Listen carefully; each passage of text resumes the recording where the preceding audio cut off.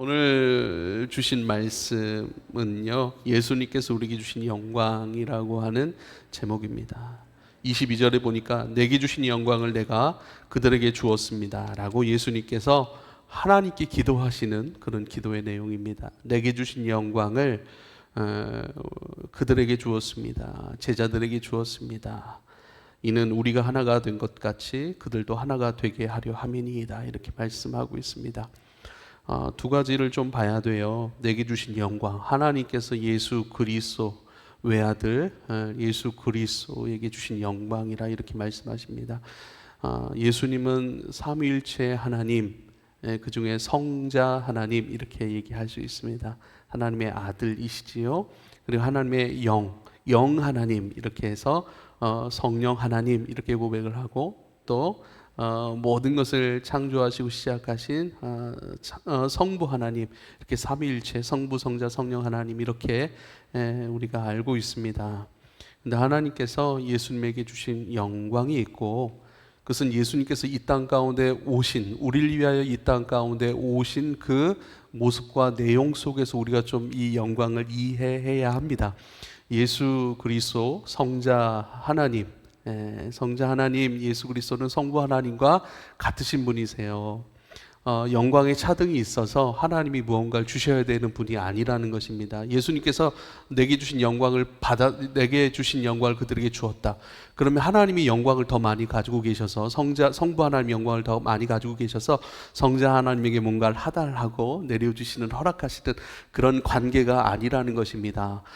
예수 그리스도, 성자 예수 그리스도, 아들 예수 그리스도, 아들 하나님은 이 땅에 오셨어요.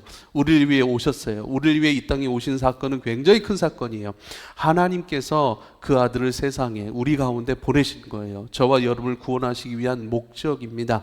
그런데 저와 여러분을 위하여 보내실 때 천사를 보내셔서 구원하신 것이 아니라 아들을 보내셔 구원하셨다라고 하는 거예요. 그러니까 아들로서, 하나님의 아들로서 이 땅에 오셨고, 우리를 구원하시기 위한 고난과 십자가의 죽으심과 부활하심이라고 하는 것이죠. 그 속에서 허락된 영광이라고 하는 그 영광이 임하여진 그 과정과 그 목적을 우리가 분명히 봐야 됩니다. 왜요? 그 영광이 동등됨으로 계셨어요. 그렇지만 이 땅에 오셨어요. 그러니까 우리를 위해서 영광을 받으신 거예요, 이 땅에서는요. 그래서 예수님께서 이 땅에 오심을 통하여 얻으신 영광 세 가지로 우리가 볼 수가 있습니다. 이 땅에 허락하신, 이 땅에 오신 예수 그리스도께서 하나님으로부터 받은 영광 세 가지 영광으로 우리가 그렇게 정리할 수가 있습니다. 첫 번째는요, 하나님의 아들됨의 영광입니다. 하나님의 자녀됨의 영광입니다. 그 영광을 우리도 받았다라고 얘기를 해요. 예수님이 그 영광을 받으셨는데, 왜냐하면 이 땅에서 하나님의 아들로 선포되셨기 때문에 그래요. 할렐루야. 하나님의 모든 뜻과 계획과 하나님의 모든 구원과 하나님의 모든 당신의 사랑하시는 자녀들을 구원하시는 그 일들을 이루시는 분, 하나님의 모든 것을 그대로 가져와 당신의 백성들에게 그것을 허락하시고 그것을 부어주시고 또 그것을 이 땅 가운데 쏟아내신 분으로서의 아들이기 때문에 그래요. 아들이라고 하는 개념은 아버지의 모든 것을 누리는 자예요. 아버지의 모든 것을 상속받는 자, 아버지의 모든 것을 대신하는 자로서, 그러니까 또 다른 아버지의 또 다른 인격, 또 다른 생명으로서의 아들이에요. 그러니까 하나님의 모든 것을 이 땅에 가져와 이 땅에 아버지의 모든 것으로 살아내시고 허락하시고 아버지의 것으로 저와 여러분을 구원하신 거예요. 그게 아들이라고 하는 철학적 의미가 우리 가운데 있어야 됩니다. 그래서 그 영광을 우리에게도 주셨다라고 얘기를 해요. 그럼 우리에게 받았을 때는 어떤 영광으로 옵니까? 우리도 마찬가지죠. 하나님의 아들됨의 영광, 하나님의 자녀로 새롭게 태어난 영광입니다. 그러니까 오늘 세 가지 영광을 다시 한번 말씀을 드리겠지만, 우리가 놓치지 말아야 될, 우리의 궁극적인 인생이 추구해야 될, 소유해야 될, 우리가 살아가야 될, 놓치지 말아야 될, 끊임없이 우리 가운데 있어야 할, 바라봐야 할 그 영광이 무엇인가, 이것을 우리가 꼭 기억해야 돼요. 두 번째 영광은 뭐냐면요, 살아감의 영광이에요. 아들로 태어났단 말이죠. 하나님의 아들로 인정받으셨다는 말이죠, 예수 그리스도. 그러면 아들이 되었다면 아들로 살아가야 됩니다. 그래서 살아감의 영광 이렇게 표현할 수가 있습니다. 아들이 되었다면 아들로 살아가야죠.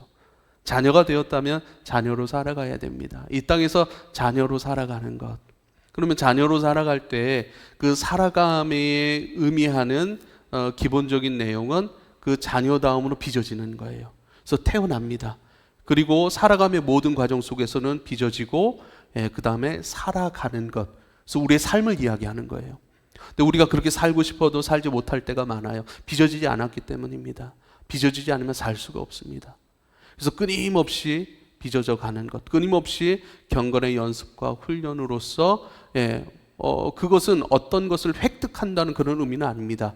우리 가운데 예수의 생명으로 다시 태어났다고 한다면 예수의 생명의 DNA가, 영적 DNA가 우리 가운데 있는 거예요. 우리 딸들이 저의 DNA를 가지고 있어서 저의 기질을 그대로 담고 생김새도 담고 또 그런 모든 것들 담는 것처럼 우리 안에 예수 생명이 있고 그 생명이 자라가는 것으로서요. 그래서 우리는 이것을 만나간다 이렇게 표현하는 거예요. 우리가 획득하는 게 아니에요. 우리가 얻는 게 아니에요. 우리가 열심히 살고 열심히 훈련해서 얻는 것이 아니라 우리가 훈련을 한다면 그 훈련 속에서 우리 가운데 끊임없이 내재되어 있는 그 생명의 존재적인 그러한 기질들이, 생명의 그러한 영적인 것들이 우리 가운데 만나지는 것, 꺼내지는 것, 우리 가운데 개발된다, 우리 가운데 꺼내진다, 이런 의미가 되는 것이죠. 그래서 우리가 신앙생활이라고 하는 것은요, 주님을 감격적으로 만나는 은혜가 있어야 하고요, 그 감격적인 은혜 안에서 일상 속에서 끊임없이 주님과 대화하고 끊임없이 주님을 추구하고 끊임없이 말씀과 기도 외에는 거룩하심이 없느니라고 말씀하신 그대로 말씀과 기도를 통해, 말씀이라고 하는 것은 하나님에 대한 모든 내용이에요. 하나님에 대한 내용이자 하나님이 우리를 향하신 사랑의 내용이죠. 그러니까 하나님에 대한 내용이고 하나님께서 베푸신 은혜에 대한 내용이고 하나님께서 행하신 사랑에 대한 그 스토리 이야기인 것이죠. 끊임없이 그것을 사실로 받아들이고 아멘하고 그것으로 내 마음을 채우고 내 삶을 채우고 그것으로 끊임없이 내 생각들을 교정해 가는 것들, 그렇게 주님의 복음으로 만나가고 만나감으로 되어지니 이제는 그렇게 살게 되어지는 차원으로 나아가는 거예요. 살게 되어지는 차원까지 나아가야 되는 것입니다. 그러니까 우리 신앙의 실패가 많은 것은 되어지는 차원까지 되어지지 않았는데 뭔가를 행하려고 할 때, 뭔가를 행하려고 할 때 처음에는 이것이 어느 정도의 느낌과 감격과 그런 어떤 감정적인 것들로 될 수 있습니다. 그러나 지속적이지 못한 거예요. 지속적이지 못한 거예요. 그래서 지속성을 갖도록 하는 것들, 그래서 이 지속성이라고 하는 것은 그런데 10년을 훈련하면 되느냐, 20년을 훈련하면 되느냐, 그런 것이 아닌 거예요. 영화라고 하는 구원의 서정의 가장 마지막 단계를 제가 지난번에 설명하면서, 그 영화라고 하는 것은 하나님 앞에 아름다운 꽃으로 우리가 펴가는 것인데 그것은 우리의 부르심의 사명, 그 끝자락에서 일어나는 일들인 것을 여러분 기억해야 됩니다. 지금 일어날 수도 있죠. 그런데 지금 일어났다 그러면 이제 됐다 라고 하는 것인데요, 이제 됐다라고 하는 것은 신앙의 어떤 기록표에 우리가 그런 것들은 단어는 좋지 않은 단어입니다. 끊임없이 주를 향하여 나아가야 됩니다. 그래서 그렇게 되어지는 것, 만나가고 또 만나가고 되어지고 또 새롭게 열리고 또 새롭게 성장하고 성숙하고, 그 과정 가운데 넘어짐도 있고 실패도 있고, 그 과정 가운데 영의 본성이 아니라 육의 본능적인 것들이 많이 드러납니다. 그런데 그럴 때는 우리가 주님 앞에 빨리 엎드려야 됩니다. 빨리 엎드려야 됩니다. 엎드리지 않고 그것을 계속 붙들고 그 안에서 뭔가를 해결해 보려고 한다라고 하는 것을 고집이라고 얘기를 하는 거예요. 대부분 우리 고집 때문에 우리가 너무 힘들죠. 대부분 우리의 고집스러움 때문에 주님의 은혜를 쉽게 만나지 못하고 우리가 성장하지 못하고 우리가 끊임없이 제자리에 머무르고 때론 후퇴하고 있는 것입니다. 그런데 우리는 할 말이 많아요. 제 자신도 그래요. 어떠한 나의 고집스러움을 만날 때 그것이 부딪혀와서 내게 상처가 되고 다른 이에게 상처가 될 때 우리는 할 말이 많습니다. 나를 합리화시키려고 하는 말도 많고 핑계를 대려고 하는 그런 말도 굉장히 많습니다. 그런데요, 그 말의 끝, 핑계 계속 대보세요. 한번 대보세요. 정말로 기도할 때도 핑계 한번 해보세요. 그걸 저는 막지는 않겠어요. 그 경험들을 좀 가지면 좋겠어요. 근데 지혜로운 자는 갖지 않고 믿음으로 받으실 수 있길 바랍니다. 결국 핑계대고 합리화하고 할 때 내 안에 쌓이는 것은 미움이요, 분노요, 이해할 수 없는, 결국 뭐까지 부정하냐면 하나님을 부정하고 하나님 안에 있는 내 존재도 부정하고 또 내 존재로 살아가는 그 삶의 목적과 방향도 다 부정하게 돼요. 그래서 이것을 쉽게 가야 될 줄 믿습니다. 빨리 끊어낼 줄 믿습니다. 다시 내 생각들을 내려놓고 말씀에서 말씀하고 있는 나, 말씀에서 말씀하고 있는 오늘의 상황에 대한 하나님의 말씀과 또 하나님의 권면과 하나님의 위로와 이런 것들 속에서 다시 우리 삶을 교정해야 할 일들이 여러분 많이 필요한 줄 믿으실 수 있길 바랍니다. 그렇게 태어남의 영광과 함께 이제 살아감의 영광인 것입니다. 물론 살아감 속에서 성숙의 차원의 살아감이 또 있고요, 또 한 방향의 살아감은 사명으로서의 살아감이에요. 살아감의 영광 첫 번째는 빚어지고 또 성숙에 이르는 과정과 함께 이제는 사명, 부르심, 너의 부르심이 뭐냐라고 하는 것입니다. 이 땅에 어떤 부르심의 영광 속에서 너는 살아가는가. 그러니까 근본적인 부르심이 있어요. 왕같은 제사장이라 우리를 부르셨죠. 왕의 존귀함을 가지고 이 땅을 축복해요. 그리고 제사장으로서 세상의 모든 죄와 연약함, 또 세상의 모든 것들을 가지고 나가 하나님을 향하여 기도하고 엎드리고 하나님께 요청하는 자들, 또 세상에 있는 사람들의 영혼들을 위해 기도할 수 있는 사람들. 그래서 제사장의 역할은 또 세상에 있는 영혼들이 예수 그리스도의 구원에 이르도록 끊임없이 안내하고 또 말씀으로 권면하고 또 하늘의 차원의 것들을 어떻게 우리 말의 지혜, 삶의 지혜로 바꿔서 설명해주고 이해해주고 이야기해주고 그들을 그리스도로 인도하는 역할이 또한 제사장의 역할인 것을 우리가 기억해야 됩니다. 그렇게 살아감의 영광이 두 번째라면 마지막 세 번째 영광 우리가 기억해야 될 것이 이제는 어떻게 해요? 열매가 되어 주님께 돌아가는 영광입니다. 이것을 천국의 영광 이렇게 여러분에게 말씀드리고 싶습니다. 우리가 가지고 있는 세 가지 영광, 포기하지 말아야 될, 우리의 생각과 우리의 마음이 끊임없이 우리의 장래나 우리 취업이나 또 어떻게 인정받을까 이런 것에 있으면 우리가 이런 것들을 들여다보지 못하죠. 그런 것을 하지 말라는 이야기가 아닙니다. 우리가 누구인지를 분명히 기억하고 어떤 영광이 주어졌고 주어진 그 영광 안에서 우리가 어떻게 살아갈 것인지 여러분 치열하게 고민하셔야 되고 치열하게 자기 개발도 하셔야 되고요, 그 영광 속에서 치열하게 하나님 앞에 합당한 삶이 되도록 드려지도록 여러분 애쓰고 수고해야 된다라고 하신 그것인데, 그 마지막 영광은요 천국의 영광입니다. 결국 하나님께서 우리에게 이 땅을 영원한 세상을 우리에게 주신 적이 없습니다. 우리가 돌아갈 곳이 있다라고 말씀하셨습니다.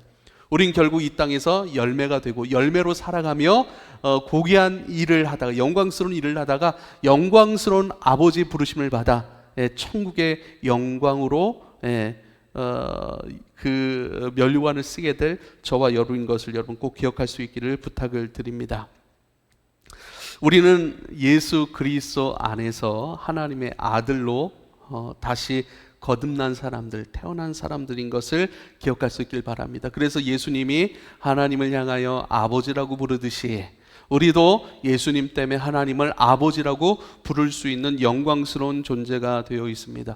어떻게 하면 하나님을 온 만물의 시작이시고 창조주이시고 모든 것을 운행하시는 그 위대한 거룩하신 하나님을 어떻게 하면, 어떤 대가를 치르면 아버지라고 부를 수 있겠습니까?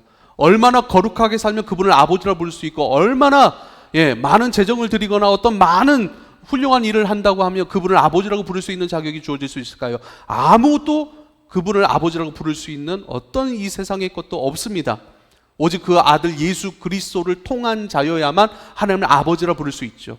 그래서 예수님께서 기도를 가르쳐 주실 때 하늘에 계신 우리 아버지라, 우리에게 아버지라고 부르라고 말씀을 하셨어요.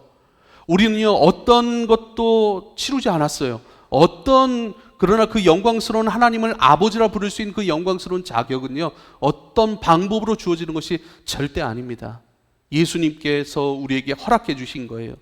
너희는 하나님을 아버지라 부르라. 그럼 뭐겠어? 너희는 하나님의 아들이야, 하나님의 딸이야. 여러분 이 영광을 우리가 온전히 붙들 수 있게 되길 여러분 축복합니다. 신앙은 다른 거 아니에요. 신앙은 뭐 애쓰고, 우리에게 주신 이 간단한 것들을 어떻게 하면 내가 믿음으로 받아들이고 진짜 하늘 아버지를 내 아버지라 부르며 아버지의 아들로 내가 살아갈까? 여러분, 이 고민을 하실 수 있기를 부탁을 드립니다. 여러분, 하나님 딸이에요. 하나님 자녀예요. 정말 내 육신의 아버지를 내가 아버지라 부르고 아버지라 믿고 아버지로서 만나고 아버지로서 기대고 아버지의 공급 안에서 내가 안전하듯이 진짜 하늘 아버지, 하나님을 내 아버지로 부르고 아버지로 만나고 아버지께서 베푸신 사랑과 공급과 책임 안에 진짜 내가 온전히 살아가고 있는지. 신앙은 그 싸움이에요. 뭐 마귀들과 이렇게 싸우고 뭐 이런 게 아니라니까요. 진짜 싸움은 뭐예요? 진짜 싸움은 다른 것이 아닙니다. 자, 하나님을 내 아버지로 만나고 여기고 그 아버지로 여길 때 내 마음에 임하는 그 평안 가운데 내가 살아가는 것. 얼마만큼의 거룩함을 가져야 그분의 아들이 될 수 있습니까? 얼마만큼의 큰 물질적인 또 세상적인 권세를 가져야 그분을 아버지로 부를 수 있는 자격이 있을까요? 아닙니다. 오직 예수 그리스도 통하여서 하나님을 아버지로 만날 수 있는 사람이 된 거예요. 아들의 생명을 우리 가운데, 예수 당신의 생명을 우리 가운데 허락해 주셨기 때문입니다. 그 생명으로 하나님을 아버지라 부르는 것이고 아버지라 여기는 것이고, 아버지는 나의 모든 것이에요. 사실 아버지 안에서 내가 살아가기 때문입니다. 그래서 아들이기 때문에 아버지 앞에 날마다 나갈 수 있어요. 히브리서 4장 16절, 그러므로 우리는 긍휼하심을 받고 때를 따라 돕는 은혜를 얻기 위하여 은혜의 보좌 앞에 담대히 나아갈 것이니라 말씀하세요. 은혜의 보좌, 하나님의 은혜가 베풀어지는 그 보좌에 때를 따라 돕는 은혜를 얻기 위하여 날마다 담대하게, 이 부모가 되니까 유익이 큰 게 모든 성경 말씀을 내게 가까이 적용할 수 있더라고요. 우리 아이들이 진짜 뻔뻔합니다. 진짜 뻔뻔해요. 뭐 되게 뭐 그런 사랑하는 딸들이에요. 사랑하는 자녀들이에요. 뭔가 그들에게 요구하지도 않지만 그러나 기대라는 것이 있잖아요. 그리고 모든 것을 저는 다 제공합니다. 모든 것을 다, 거의 다 모든 것을 다 제공하죠. 그럼에도 불구하고 왜 이렇게 큰 소리를 치는지 모르겠어요. 그럼에도 불구하고 약속도 쉽게 깨고 자기 멋대로 하고 자기 의견은 굉장히 크고, 이것을 충돌할 때는 뻔히 봐도 본인이 잘못한 것인데 오히려 큰 소리 치고, 오히려 안 그랬다고 하더라도 그거에도 제가 어떤 법을 적용해서 너 어딜 집어넣어 그러겠습니까? 아주 뻔뻔합니다. 그래서 담대히 주님 앞에 나아갈지어다 이렇게 말씀하신 것은요, 뻔뻔함, 그것을 가지고 나갈 수 있는 유일한 존재가 바로 자녀인 것이거든요. 너희는 자녀야. 하나님 앞에 합당치 않은 너희인 것을 너희도 잘 알고 있지만 그래도 아버지이기 때문에 너희는 나갈 수 있는, 아버지 앞에 나가 은혜를 구할 수 있고 은혜를 만날 수 있는 자격이 있는 사람들이야. 그러니 때를 따라 돕는 은혜, 날마다 은혜가 베풀어지는 그 기도의 자리, 아버지께서 역사하시고 너희를 맞이하시고 너희를 들으시는 그 자리로 날마다 나아가야 돼 라고 우리에게 말씀하시는 것입니다. 언제든지 나가서 하나님 아빠 도와주십시오, 하나님 아버지 나를 붙들어 주십시오, 하나님 아버지 이것이 너무나도 곤란하고 어렵습니다, 붙들어 주십시오 라고 기도해야 된다라고 말씀하십니다. 누가복음 11장 11절로 13절, 너희 중에 아버지 된 자로서 누가 아들이 생선을 달라 하는데 생선 대신에 뱀을 주며 알을 달라 하는데 전갈을 주겠느냐. 너희가 악할지라도 좋은 것을 자식에게 줄 알거든 하물며 너희 하늘 아버지께서 구하는 자에게 성령을 주시지 아니하겠느냐라고 얘기를 하는 거예요. 이 얘기가 뭡니까? 전부 다 아버지와 아들의 관계 속에서, 아버지와 자녀의 관계 속에서 일어나는 모든 세밀한, 이 땅에서의 아버지와 자녀의 관계 속에서 있는 세밀한 그런 일들 아닙니까? 그런 감정들 아닙니까? 누가 생선을 달라 하는데, 자녀가 생선을 달라 하는데 뱀을 주고 알을 달라 하는데 전갈을 줄 자가 누가 있겠느냐 그래요. 전갈은 뭐죠? 죽으라고 주는 거예요. 독이 있잖아요. 너 그렇게 살았지? 한번 너 독을 한번 그런 너의 삶의 그대로의 쓴맛, 독맛, 그것을 봐라 그러면서 주겠냐는 거예요. 안 그런다는 거예요. 아버지의 마음이라는 거예요. 여러분, 하나님을 너무 이렇게 어떤 책 속에서 만나면 안 됩니다.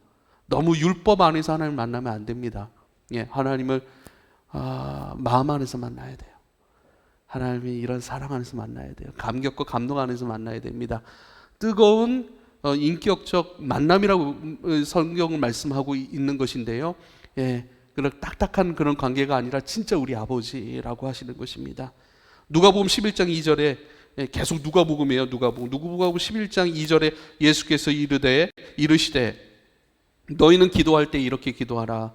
아버지여 이름이 거룩히 여김을 받으시오며 나라가 임하옵시며 아버지라 부르라. 너희는 아들과 딸이니라. 우리에게 말씀하고 있습니다.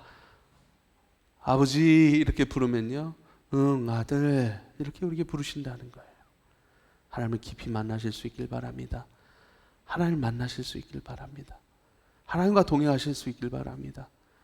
아버지 대신 우리 아버지도, 우리 아버지 얘기하면 안 되겠 우리에게 생명을 주신 아버지는 하늘 아버지밖에 없습니다. 우리 육신의 부모, 내 육의 아버지이신 우리 아빠, 또 저에게 최선의 것으로 최선을 다하여 모든 것을 주시는 분이시죠. 생명까지는 못 줘요. 가끔 짜증도 주고 가끔 스트레스도 같이 줍니다.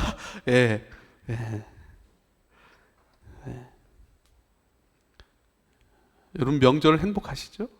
행복하게 보내십시오.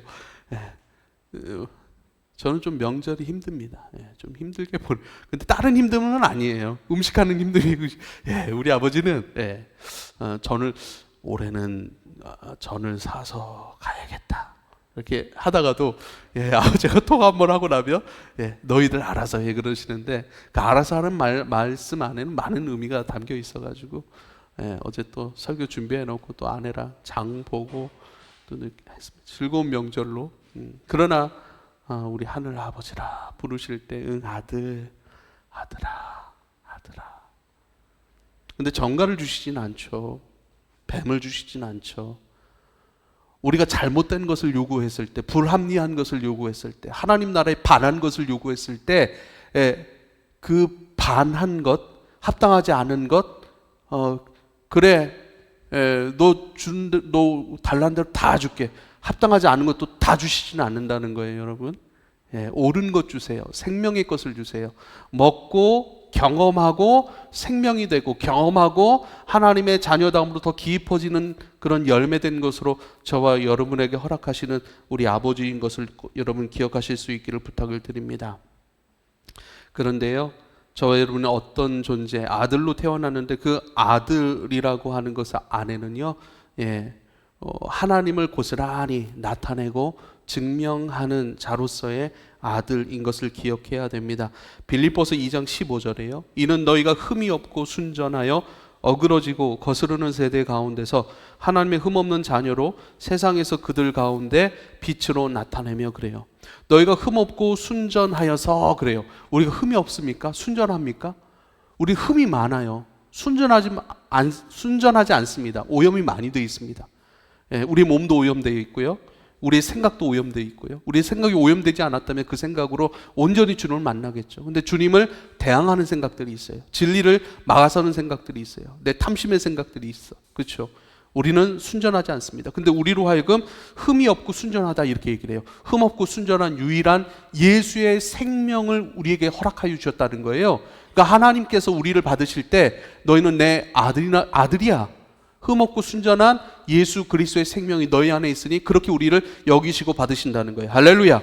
그리고 어그러지고 거스르는 세대 가운데 그래요. 하나님의 뜻에 대해서 어그러지고 하나님의 뜻에 대해서 거스르는 세대를 우리는 살고 있음을 기억해야 돼요, 여러분. 그래서 우리가 말씀 속에 있는 거예요. 말씀 앞에 날마다 나오는 거예요. 제가 만난 사람들 너무 좋습니다. 직장 너무 좋습니다. 아니에요. 어느 순간에는요, 그 실체가 본성이 드러날 때가 있어요. 하나님의 생각, 하나님의 뜻 안에서 진리를 행함으로 좋은 데가 아니라요, 사람들을 기쁘게 하고 사람들을 넉넉히 하고 사람들을 필요한 것들을 제공하는 것으로서의, 즉 세상의 것으로 사람들을 기쁘게 하는 거라니까요. 그러나 그것도 우리는 필요합니다. 근데 그것이 재료가 되어서 우리는 그 재료들을 가지고 하나님 나라를 위해 사용하는 것이죠. 할렐루야. 그래서 결국은 어그러지고 거스리는 세대, 하나님의 뜻에 대하여 그런 세상 속에 우리가 있기 때문에, 그래서 우리는 깨어 있어야 하고요. 그래서 날마다 말씀을 가까이 해야 되는 줄 믿으실 수 있길 바랍니다. 그런 세대 가운데 하나님의 흠 없는 자녀로, 흠 없는 자녀로 세상에서 그들 가운데 빛들로 나타내야 돼. 그래요. 세상 가운데 어그러지고 거스르는 세대 가운데 하나님의 흠 없는 자녀로서 세상 그들 가운데 빛들로 나타나야 돼. 빛들로 나타내다라고 하는 것은 무엇이냐면요, 감춰진 하나님의 복음의 말씀, 진리, 생명, 그것을 드러내는 자, 그것을 계시하는 자, 드러내다, 빛으로 드러내다, 감춰져 있는 그리스도의 복음, 감춰져 있는 하나님의 나라를 드러내는 빛의 자녀로 너희는 부름을 받았어라고 이렇게 얘기를 하는 것입니다. 그렇게 태어났대요. 왜? 아들의 생명이 우리 안에 있고, 아들의 생명으로 우리가 주님 앞에 다시 태어났고, 그 태어남에 담겨 있는 사명은 무엇인가? 빛으로 감춰져 있는 이 어둠의 세상 가운데 빛의 삶으로 하나님의 말씀, 하나님의 존재, 하나님의 사랑, 하나님의 구원, 그 구원으로 말미암은, 복음으로 말미암은 세상, 바로 하나님 나라죠. 그 살아감의 방식들, 문화들, 그런 모든 것들을 드러내는 자녀로서 너희는 태어났어라고 우리 가운데 말씀하고 있음을 여러분 기억할 수 있기를 부탁을 드립니다. 우리가 그러면서 빛의 존재로 우리가 이 땅 가운데 빛의 존재로 태어났고 또 살아가야 된다라고 하는 것을 우리가 꼭 기억할 수 있기를 부탁을 드립니다. 두 번째로 우리에게 말씀하신 영광, 살아감의 영광입니다. 우리에게 말씀하신 것, 우리를 왕같은 제사장 이렇게 말씀하세요. 베드로전서 2장 9절이죠. 너희는 택하신 족속이요 왕같은 제사장들이요 거룩한 나라요 그의 소유가 된 백성이니 이는 너희를 어두운 데서 불러내어 그의 귀한 빛에 들어가게 하게 하신 이의 아름다운 덕을 선포하게 하려 하심이라. 아름다운 덕, 하나님께서 우리 가운데 행하신 그 아름다운 덕을 선포하는 자로서의 부르심을 받은 그러한 저와 여러분이라 이렇게 말씀하고 있습니다. 요한계시록 5장 9절에서 10절 말씀, 그들이 새 노래를 불러 이르되 두루마리를 가지고 그 인봉을 떼기 합당하시도다. 일찍이 죽음을 당하사 각 족속과 방언과 백성과 나라 가운데서 사람들을 피로 사서 하나님께 드리시고 그들로 우리 하나님 앞에서 나라와 제사장들을 삼으셨으니 그들이 땅에서 왕 노릇 하리로다. 할렐루야. 이 땅에서 왕 노릇 하리로다. 우리를 피로 사서 하나님의 소유가 되게 하신 거죠. 그 하나님의 소유됨을 가지고 이 땅 가운데 왕으로 살아가는 존재들. 왕의 의미는 뭡니까? 존귀함의 의미를 가지고 있다라고 말씀을 드렸습니다. 왕의 존귀함을 저와 여러분이 가지고 있으면 여러분 기억할 수 있길 바랍니다. 우리가 이 땅에서 어떤 세상 속에 비교 의식 속에서 열등감들이 열등감이 없는 사람들은 없을 겁니다. 근데 그런 열등감, 세상과의 싸움이 아니라 나와의 싸움이죠. 나와의 싸움, 그 열등감에서 우리가 승리할 수 있는 근본적인 방법은요, 우리가 왕 같은 제사장, 하나님의 존귀함을 입은 존재라는 사실을 깨달을 때입니다. 잠시 취업을 우리가 좋은데 하거나 누군가에게 인정을 받거나, 제가 주보에도 글을 올려놨습니다만, 그건 우리를 더 목마르게 할 뿐이에요. 더 잠시 목을 축이는 것 같지만 바닷물을 먹으면요, 굉장히 목이 마를 때, 이 섬에 있을 때 사람들이 가장 고생하는 것이 물 문제라고 얘기를 하죠. 무인도에 있을 때 빗물을 받아서 반드시 마셔야 됩니다. 너무 힘들다고 바닷물을 마시는 순간 그 삼투압 작용으로 말미암아 더 탈수 증세가 일어나고, 그 목마름이라고 하는 그런 고통은 사람이 경험할 수 있는 가장 큰 고통 중에 하나라고 얘기를 해요. 나중에 목말라서 죽는 사람들은 진짜 몸이 따뜻한 그런 경험 속에서 죽음을 맞이한다고 얘기를 하더라고요. 예수님도 내가 목마르다. 예수님 가시관 쓰셨죠. 모욕당하셨죠. 채찍질 당하셨죠. 살이 다 뜯겨 나가고, 그렇죠? 그 짓이겨져서 피가 다 흐르고 창에 찔리고 손과 발 말할 것도 없죠. 예, 그런 고통 속에서 그 어떤 고통도 주님은 고백하지 않으셨어요. 오직 하나, 내가 목마르다. 목마름 때문에 굉장히 힘드셨던 거예요. 동시에 우리의 목마름을 위한 십자가라는 사실을 저와 여러분이 말씀해 주고 있죠. 우리가 왕 같은 제사장 된 아버지께서 허락하신 그 존귀함을 우리가 회복하고 또 그 안에서 우리가 살아가지 않는 이상 세상 많은 나를 목마름으로부터 해결해 줄 이 열등감으로부터 우리를 자유롭게 해줄 거라고 믿고 있는 그 세상의 요소들은 우리를 더 목마르게 할 겁니다. 잠시 해갈하는 듯하지만 그것은 금방 가지 않습니다. 왜요? 내가 그것을 온전해지지 않았기 때문이죠. 그것에 오히려 익숙해지면요, 예.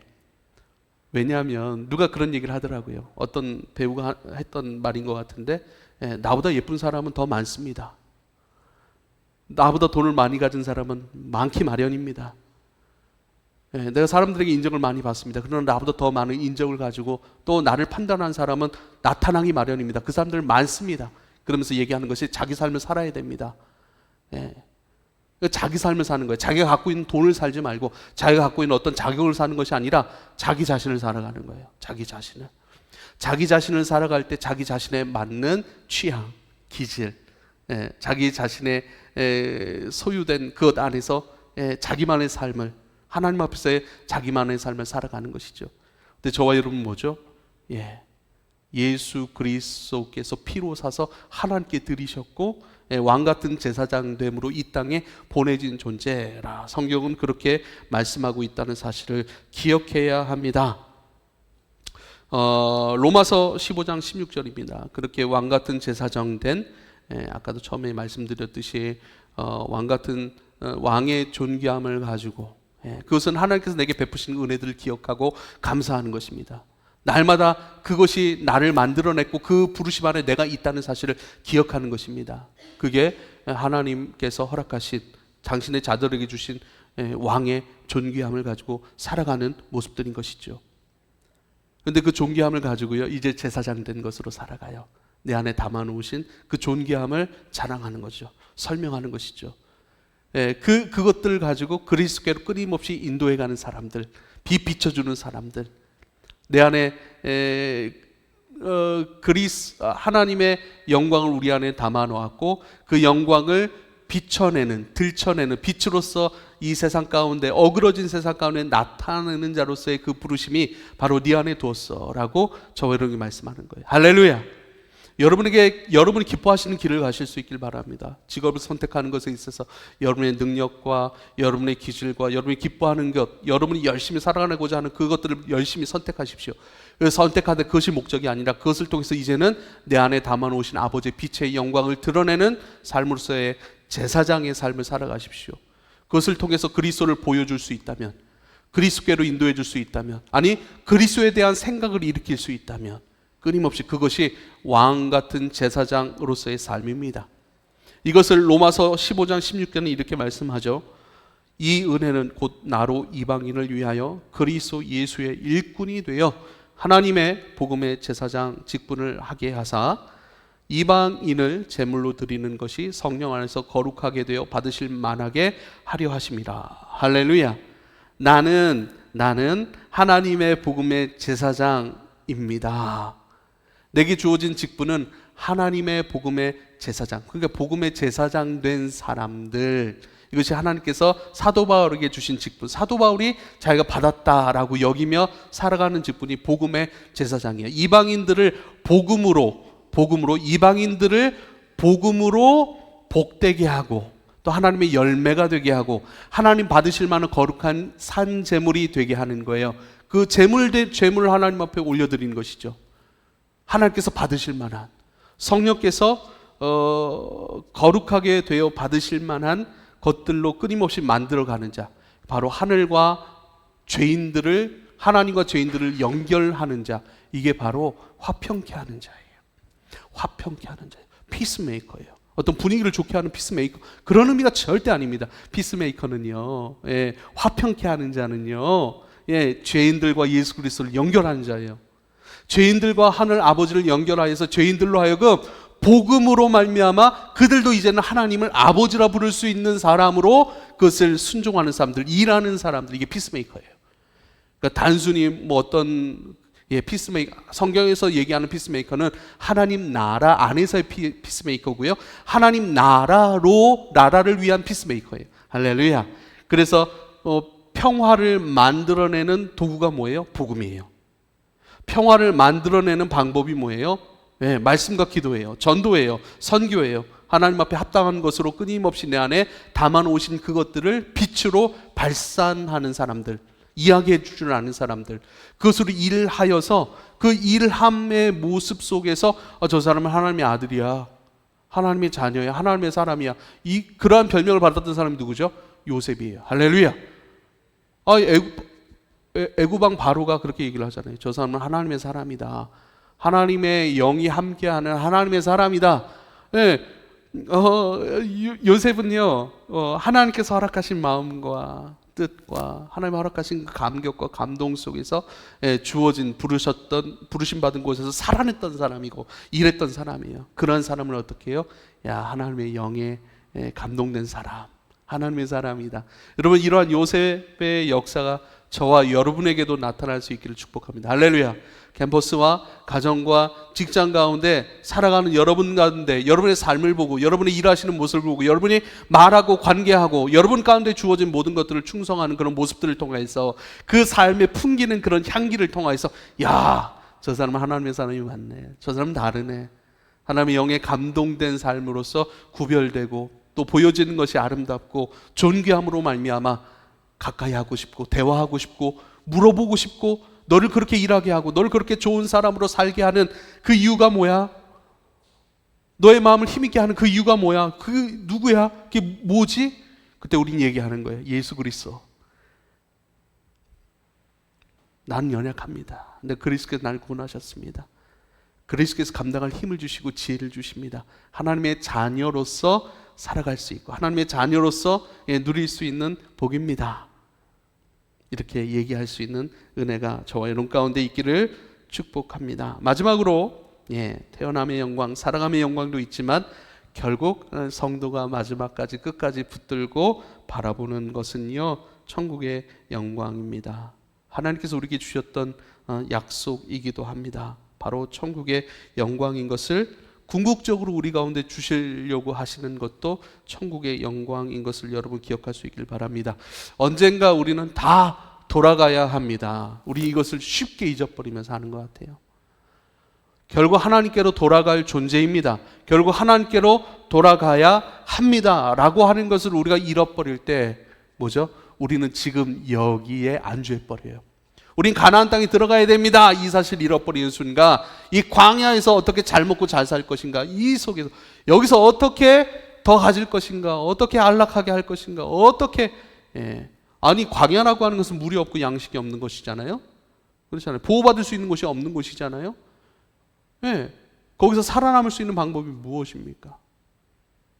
잠시 머물러야 하는 곳인데 거기서 영원히 살 것처럼 궁리하고 영원한 권세를 얻어야 함으로 말미암아 원망하고 불평하면서 하나님의 리더십 가운데 도전하고 그렇잖아요. 왜요? 내가 얻을 권세가 있다고 생각하는 거예요. 내가 얻고 내가 안전히 지켜줄, 내가 담대하고 평화롭고 안락할 수 있는 것을, 그 권세를 가져야 된다고 생각 때문에 끊임없이 하나님의 리더십 가운데 자꾸 도전을 하잖아요. 원망하잖아요. 불평하잖아요. 원망과 불평은 뭐죠? 나의 육체의 본성적인 면들이 채워지지 않았다라고 하는 거예요. 그것을 원망하고 불평하는 거예요. 그리고 판단하고 정죄하는 거예요. 당신 때문이라고. 우리가 돌아가야 될 곳이 없는 사람이 된다면 이 땅에 마음을 둘 수밖에 없고 이 땅 가운데 마음이 창념된 상태로 끊임없이 얻고자 하는 대로, 육이 원하고 육이 얻고자 하는 그대로로 따라가고 순종할 수밖에 없다는 사실 기억. 이건 지혜예요, 지혜.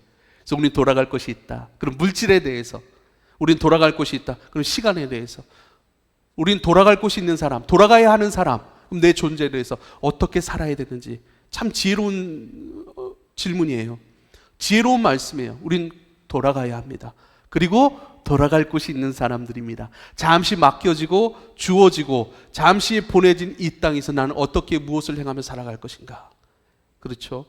우리가 가지고 있는, 제가 엊그제 고3 그때부터 시간이 빨리 가기 시작. 제가 느끼기에. 근데 벌써 20년이 흘러버리고 30년이 흘러버리고 엊그제 같은 거예요. 전부 다. 맨날 이야기해요. 어떻게 2.9kg로 태어난 요 조그만한 아기가 이렇게 커버렸을까? 엘리민을 보며 미나를 보며 둘 다 2.9kg로 낳았죠, 사모님. 근데 벌써 그렇게 언제? 미나가 막 애교 부리고 하면은 엘림이 어렸을 때 생각이 또 나는 거예요. 엘림아 너도 그랬다. 지금은 그렇지 않은, 지금은 도전하는 엘림이에게 네가 그러지 않았었단다 이것을 얘기하는데 엊그제 같은 거예요. 벌써 엊그제 같은 거예요. 그리 길지 않습니다. 그리 길지 않아요. 우린 돌아갈 곳이 있습니다. 그리고 주님 앞에 돌아갈 존재임을 기억하실 수 있길 바랍니다. 단지 이 땅 가운데 보내진 시간과 공간과 사람들 가운데 어떻게 살아야 할지 그 지혜는요, 돌아갈 곳과 또 돌아갈 우리 주님을 끊임없이 묵상하고 기억하고 그분 앞에 깨어 살아갈 때 우리 가운데 임하는 줄 믿으실 수 있길 바랍니다. 요한복음 14장 2절 3절 내 아버지 집에 거할 곳이 많도다. 그렇지 않으면 너에게 일렀으리라. 내가 너희를 위하여 거처를 예비하러 가노니 가서 너희를 위하여 거처를 예비하면 내가 다시 와서 너희를 내게로 영접하여 나 있는 곳에 너희도 있게 하리라. 그래요. 나 있는 곳에 너희도 있게 하리라. 근데 이 말씀을 가만히 묵상하면 약간 이 말씀 안에 담겨 있는 기조가, 야, 이 땅에 머무는 동안 잘 버티고 있어라. 야, 이 땅에 머무는 동안 잘 감당하고 있어라. 조금만 견디고 인내함으로 참고 기도하고 너에게 주어진 사명, 이 땅에 어떻게 하면 권세자들처럼 머무를까, 부릴까, 어떻게 하면 안락할까가 아니라 이 땅 가운데 보내진 자로서 살아갈 너희를 생각하면 내가 눈물이 나는구나. 그렇지만 너 인내해야 돼. 살아내야 돼. 내가 곧 와. 너희가 돌아갈 그 거처를 내가 예비할 것이고 너희를 데리러 내가 다시 올 거야 라고 말씀하시는 거예요. 이 땅의 삶이 그래서 때때로 어렵고 좀 힘들고 버겁더라도 천국 소망이 있으니 얼마나 감사합니까? 이 땅의 그 어려움과 그 곤란함 장애물들은요, 오히려 천국을 더 깊이 바라보게 하고 오히려 천국을 깊이 바라보고 소망함으로 그 바라봄과 소망함 가운데 우리 가운데 채워지는 영적인 에너지가 있다니까요. 결국 성도는 그것으로 버틴다니까요. 인내한다니까요. 그것으로 살아갑니다. 할렐루야. 여러분, 이 땅 가운데 지금은 물질 만능주의라고 얘기를 하잖아요. 그렇죠? 물질 만능주의. 여기서 그 물질에 대한 스트레스가 얼마나 심합니까? 그 물질에 대한 경쟁과 또 그 물질을 지키고자 하고 그 물질이 주는 안락함과 평안함을 꿈꾸는 그러한 어떤 세상적 흐름들이 얼마나 강한 줄 몰라요. 지금 또 다른 방식의 고난일 수 있고 또 다른 방식, 거기서 주님 앞에 예물을 드린다? 그래서 이웃들의 내 물질 안에 이웃의 몫이 있음을 알고 그것을 흘려보낸다. 그건 쉬운 일이 아닙니다. 그러한 세상의 사조 속에서 강력하게 밀려오고 있는, 그건 손해고 그건 멍충인 짓이고 그것을 가지고 더 쌓고 더 불리고 더 그것이 너를 책임져 줄 거라고 하는 그런 세상의 사조 속에 살아가는 그 저항은 굉장히 큰 거죠. 그러나 그 속에서 어떻게 하나님의 것이 있음을 기억하고 드려지고 이웃의 있음을 믿고 감사하고 또한 하나님 나라에 참여하기 위하여 나의 얼마를 포기하는 것들. 친구가 그런 얘기를 하죠. 진짜 힘들어하는 친구가 지난번에 왔어요. 오라고 그랬더니 왔어요. 그래서 육아실에서 하루를 재워줬어요. 그리고 아침에 이제 밥을 먹이면서 얘기를 하는데 그런 얘기를 해요. 자기 이모가 있대요. 이모가. 그런데 굉장히 그 힘든 시절에 그 미국으로 이민을 가셔가지고 미국 분과 결혼하신 이모가 있다는 거예요. 이모가 있는데 그 이모가 돌아가셨어요. 일단은 돌아가셨는데 돌아가시 전에 그 이모에게는 아들이 한 명 있고 또 자기 조카들이죠. 자기 조카 2명인데 그 2명 중에 1명이 본인이에요. 근데 저한테 토론을 얘기하는 게, 그 이모가 자기 재산을 자기 아들에게 주고 또 조카 둘에게 나눠준다는 거예요. 그 얼마인지도 모른다는 거예요. 그래서 제가 물어봤어요. 제가 아주 제가 그래도 세속적인 사람인가. 야, 공증했어, 공증? 그거? 공증 받아놨어. 그러니까, 그때 공증한다고 그래가지고, 뭐 주소하고 주민번호 다 보내놨다는 거예요. 그런데 세상에, 이모가 돌아가시고, 이모부는 외국분이세요. 이모부가 아직 살아계신 거예요. 근데 또 뭐 이렇게 복잡한 여러 가지 관계를 얘기하면서 얘기하는 거예요. 결국, 재산을 받을 수 있을까? 그러는 거예요. 그러더니 저한테 한마디, 계속 그 친구 차가 좋아요. 네, 제 차하고 비교가 되더라고요. 차가 굉장히 좋습니다. 네, 그러더니 야, 내가 그거 받으면 그거 근데 받을지 모르겠어요. 공증을 했다고 하는데 모르겠어. 받을 수 있어. 내가 너 차 안 되네. 바꿔줄게. 자, 뭐 그러는 거예요. 아, 그러냐고. 일단은 저도 공증을 썼어야 되는데 그 순간 공증은 안 쓰고 알겠다고 기도하겠다. 잊지 말라고. 그렇죠? 그렇지 않습니까? 참 좋죠. 생각만 해도 좋죠. 예. 지금 막 웃었어요. 예찬 형제가. 설교 내내 안 웃다가. 예. 좋은 거예요. 근데 그 친구는 늘 제가 빚진 마음이 있죠. 근데 그 친구는 또 빚진 마음이 있는 것 같아요. 왜냐하면 계속 지금 한 10년 넘게 우리 교회 11조를 하고 있어요. 10년 넘게. 예. 그래도 이번에 육아휴직을 해가지고 이 월급이 반으로 줄어진 거예요. 그래서 11조를 줄여야 되나 줄일까 하다가 줄이기 전에 제가 이미 얘기해 버린 거예요. 야, 요즘 뭐 힘들다, 어렵다, 막 이런 얘기를 하니까 그 얘기를 하는 거예요. 야, 줄이려고 그랬더니 이거 줄이지도 못하게 하네. 그러는 거예요. 늘 빚지면서 돌아갈 곳이 있는 사람들, 그리고 돌아가야 할 분이 있음을 아는 사람들은 늘 이 땅에서 물질의 마음에 두지 않고, 물질의 마음이 없는 사람은 없습니다. 그래서 물질의 마음에 두지 않기 위하여 끊임없이 주님과 동행하고 주님의 말씀에 귀 기울이고 주님의 약속이 내 안에 분명한가를 확인하는 것. 할렐루야. 여러분 마음 안에 주님의 약속이 분명합니까? 분명해요. 저는. 그렇지만 이게 또 희미해질 때가 또 있더라고요. 그때는 또 불안해져요. 그때는 또 인간적 방법을 동원해서 또 어떻게 해야 될까 이런 생각들을 하고. 그러나 다시 뭐죠? 우리는 제자리로 돌아오면 돼요. 아멘. 주님 책임져 가겠습니다. 걸어가겠습니다. 주님 불편함이 있다면 감수하겠습니다. 이 땅에 잠시 보내진 그 일들을 감당하기 위하여 내가 불편한 부분이 있더라도 감당할 수 있도록 감당하겠습니다. 주님 감당할 수 있는 능력을 주십시오. 은혜를 부어주십시오. 할렐루야. 요한계시록 21장 4절입니다. 모든 눈물을 그 눈에서 닦아주시니 다시는 사망이 없고 애통하는 것이나 곡하는 것이나 아픈 것이 다시 있지 아니하리니 처음 것들이 다 지나갔음이로라. 모든 눈물을 그 눈에서 닦아주시니 다시 사망이 없고 애통하는 것이나 곡하는 것이나 아픈 것이 다시 있지 아니하리라. 그래요.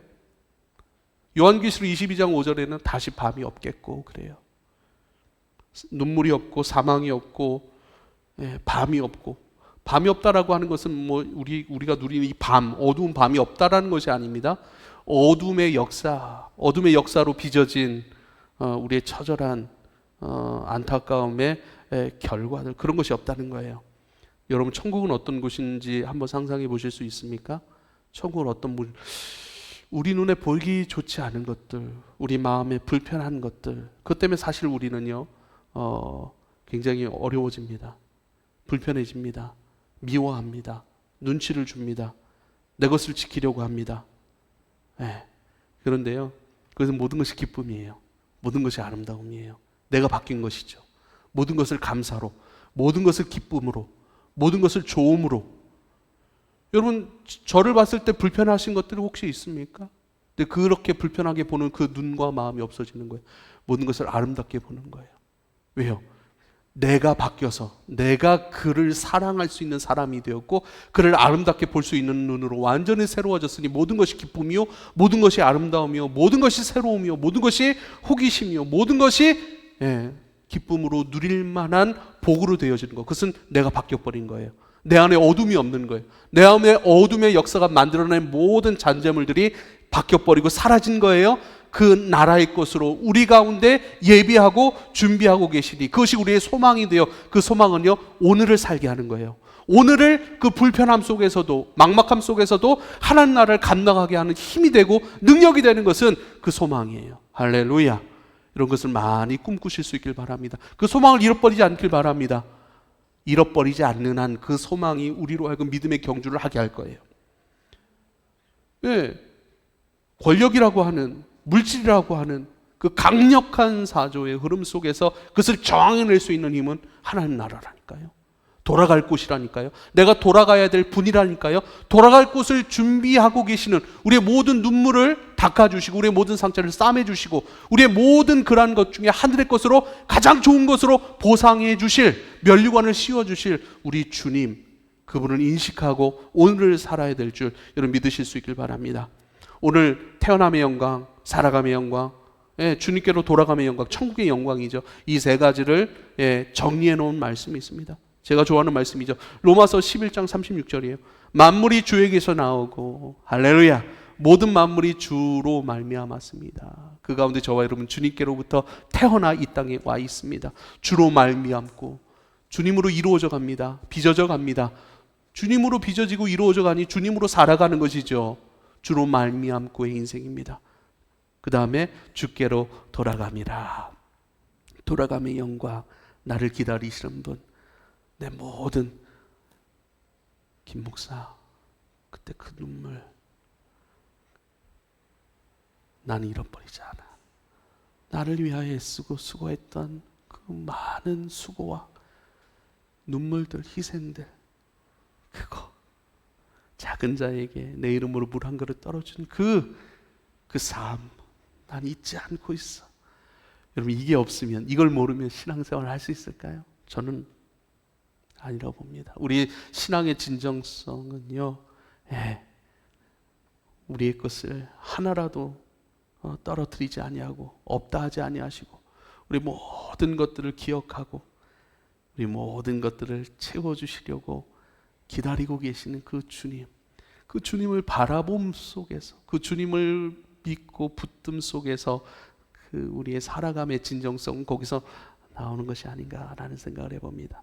만물이 주에게서 나오고 주로 말미암고 주에게로 돌아감이라. 그에게 영광이 세세토록 있을지어다. 할렐루야. 이러한 삶으로 승리할 수 있기를 부탁을 드립니다. 기도하겠습니다. 아버지요, 감사합니다. 모든 눈물을 우리의 눈에서 닦아주십니다. 다시는 사망이 없고 애통하는 것이나 곡하는 것이나 아픈 것이 없습니다. 다시는 밤이 없는 그 세상으로 주님 예배하시고 준비하시고 또 그것을 향하여 끊임없이 다름질하게 하시는 나의 아버지요, 감사합니다. 아버지 안에서 태어났고 아버지 안에 살다가 아버지께로 돌아가는 인생이 되었으니 그 모든 과정 속에서 아버지의 영광이 나타나게 하소서. 아버지 홀로 영광 받으옵소서. 예수님의 이름으로 기도하옵나이다. 아멘.